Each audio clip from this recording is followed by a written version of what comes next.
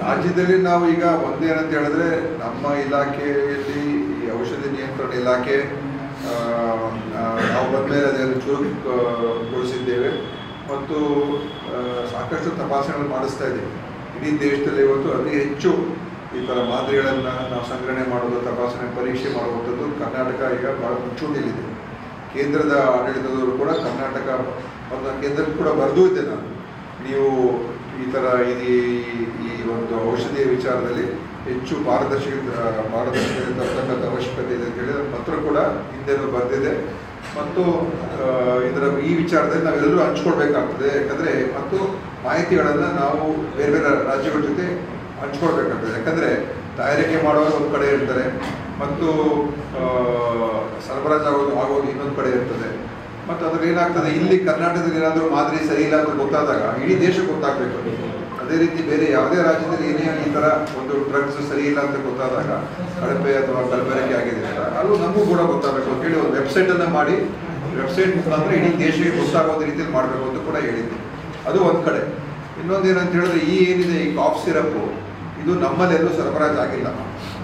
ಇದು ತಮಿಳುನಾಡು, ಮಧ್ಯಪ್ರದೇಶ, ರಾಜಸ್ಥಾನ, ಒರಿಸ್ಸಾ ಮತ್ತು ಪುದುಚೇರಿ ಆ ಒಂದು ಭಾಗದಲ್ಲಿ ಹೆಚ್ಚು ಅದು ಉಪಯೋಗ ಮಾಡಿರುವಂಥದ್ದು. ಅದರಿಂದ ಇದು ಅತ್ಯಂತ ದುರ್ಘಟನೆ ಆಗಿದೆ.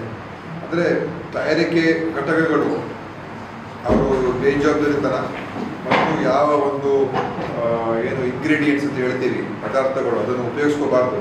ಇದರಲ್ಲಿ ಡೈಎಥಿಲೀನ್ ಗ್ಲೈಕಾಲ್ ಅಂತ ಬರ್ತದೆ, ಅದನ್ನು ಉಪಯೋಗಿಸಿದ್ದಾರೆ. ಅದು ಉಪಯೋಗಿಸಬಾರ್ದಾಗಿದೆ ಮತ್ತು ಆ ಪ್ರಮಾಣ ಕೂಡ ಹೆಚ್ಚಿತ್ತು.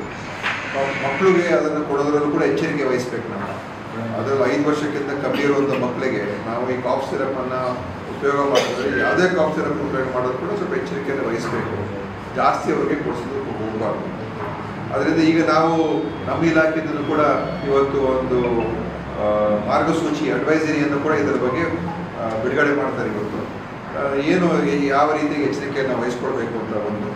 ಇನ್ನೊಂದು, ಇದೇ ಥರ ಕಾಫ್ ಸಿರಪ್ಗಳನ್ನು ಬೇರೆ ಕಂಪನಿಗಳ ತಯಾರಿಕೆ ಆಗಿದ್ದರೂ ಅದನ್ನು ಕೂಡ ನೀವು ಮಾದರಿಗಳನ್ನು ಸಂಗ್ರಹಣೆ ಮಾಡಿ ಅದಕ್ಕೆಲ್ಲ ತಪಾಸಣೆ ಮಾಡಿಸ್ಬೇಕು ಅಂತ ನಾನು ನಿನ್ನೆಯಿಂದಲೇ ಆ ಪ್ರಕ್ರಿಯೆ ಶುರುವಾಗಿದೆ. ಮೊನ್ನೆಯಿಂದಲೇ ಆ ಪ್ರಕ್ರಿಯೆ ಗೊತ್ತಾಗಿದ ತಕ್ಷಣ ನಾನು ಹೇಳಿದ್ದು.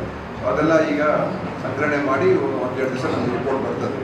ಸೊ ಅದನ್ನು ಕೂಡ ಮಾಡಿಸ್ತಾ ಇದ್ದೀವಿ. ಎಚ್ಚರಿಕೆ ಕ್ರಮ ಬೇರೆ ಬೇರೆ ಕಂಪನಿಯವ್ರದ್ದು ಕೂಡ ನಾವು ಚೆಕ್ ಮಾಡಿಸ್ತಾ ಇದ್ದೀವಿ.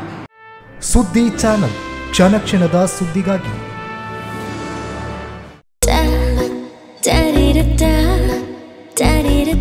ನನಗಿಷ್ಟ ನಂದಿನಿ ತುಪ್ಪ.